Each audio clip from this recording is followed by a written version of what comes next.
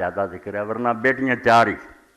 تو قرآن مجید دی ہے جس گھر کا ذکر ہے وہ بیت سکنا کہ جتھے حضور دی رہائش سی اتنے جڑیاں بیویاں رہ رہی سی.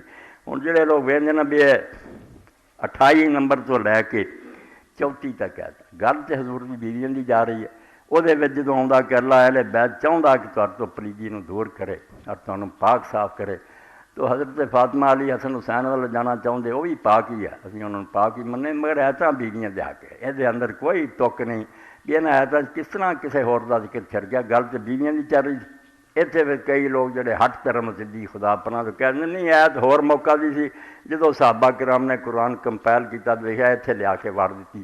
یہ اس طرح ہی جی آدمی بارش تو دوڑے تو پرنالے تھرا کھڑا ہو جائے. اگے نہ بھی بری گل بے قرآن تو بھی اعتبار اٹھا دیو، یہ بے دینی کی گل ہے. اس آیت سے جڑا نا اہل بیت تو صرف حضور دے گھر کی گل ہے، بیویاں کا قصہ.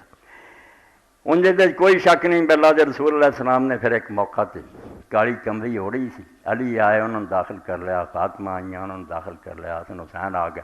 پھر آخیا اللہم حاولا اہل بیتی، اے اللہ میرے سارے اہل بیت جو اخص الخواص ہیں.